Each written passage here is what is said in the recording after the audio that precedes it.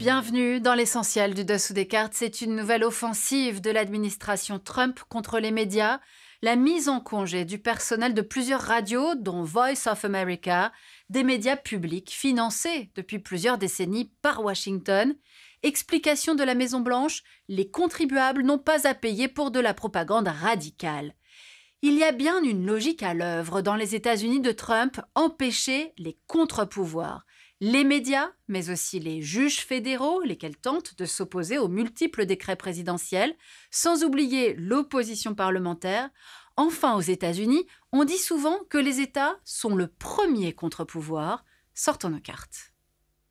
Voici Washington, capitale fédérale des États-Unis. On y trouve la Maison-Blanche, le Congrès, la Cour suprême, et c'est là que se décide la politique étrangère, la défense, la sécurité nationale ou encore les questions liées à l'immigration pour l'ensemble du pays. Et voici maintenant les 50 États qui forment les États-Unis. Chacun dispose de sa propre constitution, son gouvernement, ses lois, du moment que ces dernières ne contreviennent pas aux lois fédérales. Exemple, avec le droit au port d'armes, garanti par la Constitution fédérale, mais sans beaucoup de précision. Conséquence, les États où le vote démocrate est majoritaire ont une politique très restrictive à l'égard des armes à feu, exemple, la Californie, l'État de New York ou le Colorado. Tandis qu'un État républicain comme le Texas autorise le port d'armes dans l'espace public sans permis préalable. Prenons maintenant l'exemple du droit à l'avortement.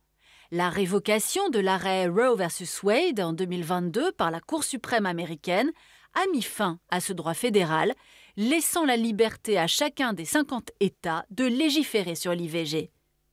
Depuis, plusieurs États conservateurs, comme le Texas, le Mississippi ou la Louisiane, ont formellement interdit le recours à l'IVG.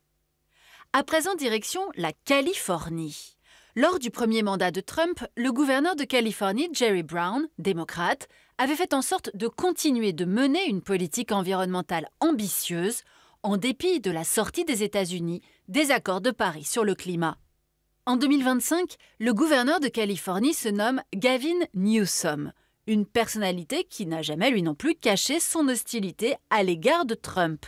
Sauf que lors des incendies qui ont ravagé Los Angeles début 2025, le président et les républicains ont semblé tergiverser pour des raisons politiques quand il s'est agi de verser à la Californie les aides d'État.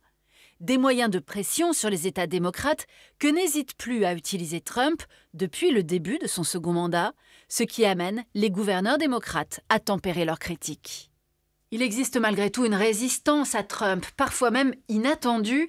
Exemple, la Cour suprême, qui compte pourtant une majorité conservatrice, a infligé le 5 mars dernier un revers à l'administration Trump en l'obligeant à revenir sur une partie des coupes budgétaires décidées par Elon Musk concernant l'USAID, l'agence de développement américaine.